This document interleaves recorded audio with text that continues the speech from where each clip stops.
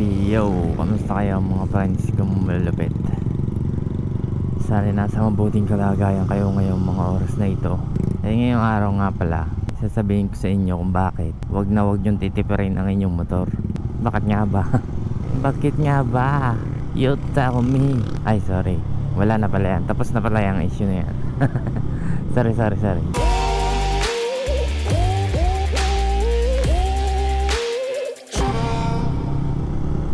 Pag sinabing hindi titipirin, saan ba hindi titipirin? Sa pyesa o kung ano man.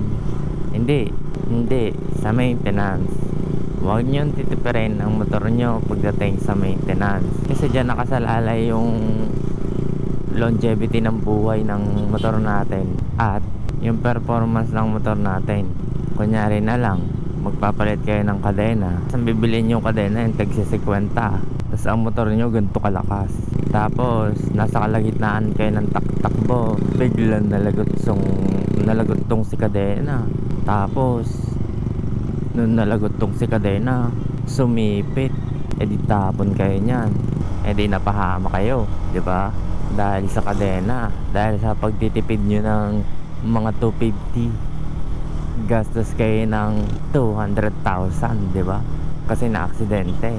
Yun, isa sa pinaka-crucial na parte ng motor natin yung kadena. Kaya kung bibili kayo ng kadena, huwag yung tig 50. Dapat yung trusted brand.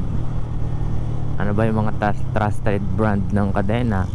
Yun, mag-research din kayo kung sino-sino yung kung anong gumagamit, ganyan. Huwag lang basta bili ng bili, mga friends. Kung maaari nga, genuine ano pa, yung rubber damper. Yun, pinaka-hub rubber damper.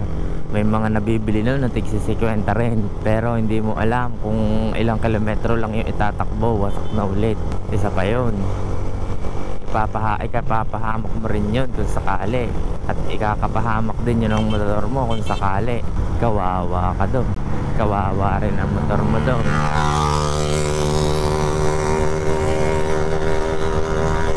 Yung ayaw may nilalaglag eh. Tapos isa pa, ano pa ba, brake pads. Yan, isa sa pinakamahalaga, huwag nyo titipirin ang motor nyo, yung brake pads. Bibili kayo ng mumurahin, nako, tapos malaman nyo hindi pala nakapit ng maayos ang preno nyo, nako, mahirap yan. Kaya kailangan yan, brake pads dapat genuine, o kaya kung meron kayong mga kung ano yung nararapat na caliper, nakaliper na brake pads para dun sa caliper, yung bibilihin nyo. Huwag na kayo magtiis sa mamurahin, nako, yari talaga kayo dyan. Siyempre hindi lang sa ganyan, huwag nyo rin titipirin sa langis ang motor nyo. Yan ang pinaka-crucial, langis. Huwag nyo titipirin sa langis ang inyong motor. Yung tipong anong tawag doon, saka na lang okay pa naman, hanggang sa naka 10,000 odo na hindi pa nagpapalit ng langis. Huwag nyong gagawin. Kakaibat nyan, huwag nyong gagawin yung paglalagay ng anong tawag doon, paglalagay ng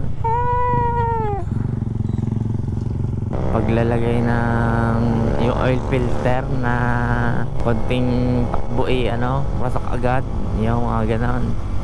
Mga tig-50 din yun. Although okay naman, pero baka mga after 1,000 odo bumigay, mga ganun ba. Kasi yung mga napapanood ko sa vlog ni Boss Twin yung mga mumurahing oil filter bumabara dun sa oil passage hindi nakakakiyat ang langis. Hindi pangit yun. Sa gasolina kaya anong pwede kong masabi sa gasolina? Gasolina kasi okay lang naman yan as long as madalas ka magpalit ng at tawag dito, fuel filter. Yan, at saka yung talagang trusted mo yung gasolinahan, okay lang naman yan. Basta yung oil filter, nako, X. Wag mong titipirin sa oil filter ang motor mo. Talagang titirahin niya ng makina mo pag nagkataon. Yan, sa maintenance yun eh. Sa mga pyesa naman, depende na sa inyo kung mahal o murang bibilhin nyo. Pero wag nyo pa rin titipirin ng motor nyo. Kunyari magpapalit kayo ng pyesa, mga caliper, yan, mga ganyan, caliper, brake master, yan. Yan po ay may nakakaibat na sukat sa kanyang kapartner. Kunyari brake master at caliper, kailangan may sukat yan. Pag nakita nyo, ay ito na lang, mas mura to, tapos binili nyo yung caliper malaki, no, 4-pot. Kunyari na, ay ito malaki to, mas malaking preno, mas malakas preno, premium copy na 4-pot. Tapos bumili kayo ng brake master na maliit, eh di ano yan, mismatch na agad yan. Kaya binili yung brake master eh maliit kasi nga matipid, eh di mismatch na agad yan. Makakompromise yung ano nyo, preno nyo, delikado, di ba? Yung mga bagay na huwag nyo titipirin ng motor nyo. Tsaka yung mga, syempre yung mga signal light, mga ganyan, headlight.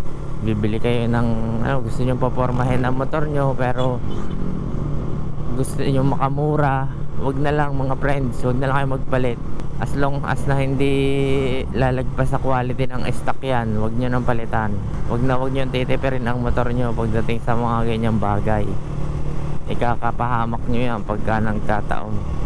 Yung gulong, sabi mo nagtitipid ka, ganyan, wag na wag mga friends. Tas mahilig ka bumangking, no, tapos ang gulong mo titipirin mo, nakaw, yari ka mga friends. Hindi po pwede, hindi advisable. Okay lang siya gawin kasi nga nagtitipid, pero hindi siya advisable na ipang harabas mo ng harabas, na ipang waswasan mo ng waswasan, ganyan. Tapos yung mga luho mo naman, okay lang hindi yung masyadong mahal.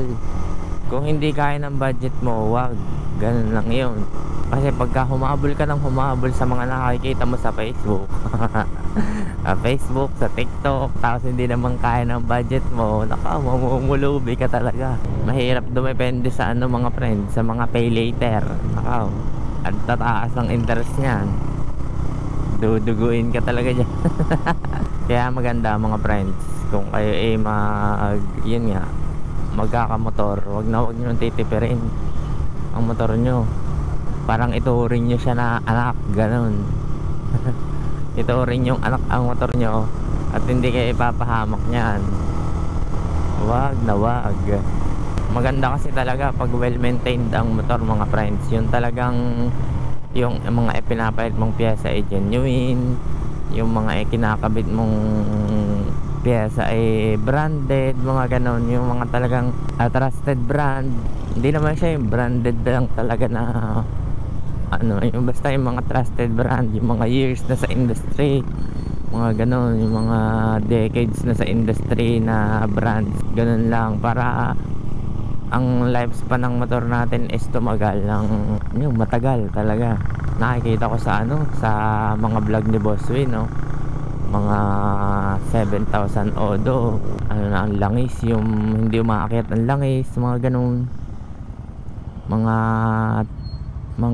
15,000 odo, palit block na kasi nga natuyuan ang langis, mga ganun.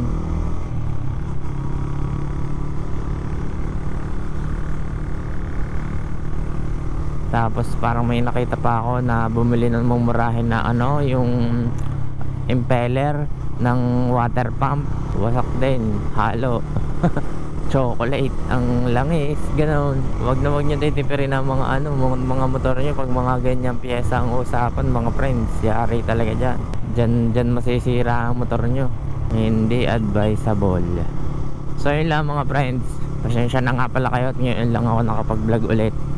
Nagluluko ko kasi ang mic ko yung pala yung converter lang ang may problema. So yun lang mga friends, maraming salamat kung umabot ka dito sa part ng video na to. Napaka solid mo, Ako ilang araw din nagkasakit, kaya hindi rin ako nakakapag-vlog, hindi ako nakakapaghatid. Tapos nagkakaproblema pa nga ang mic ko. Yung ride namin nung kay Biang nung nakaraan, hindi ko na edit kasi nga wala akong mapakinabangan eh. Wala akong mapakinabangan, ang pangit ng mic, parang ano eh. Pero try ko pa din yung i-edit para may mga background music na ganun, voice over. Pero sa ngayon, ito muna mga friends. So yun lang, maraming salamat. At kung umabot ka sa part ng video na to at nagustuhan mo tong video na to, huwag mo na lang din kalimutang mag-subscribe. So yun lang mga friends, maraming salamat. May konti lang ulit akong paalala na maghinay-hinay kasi may naghihintay sa ating bahay.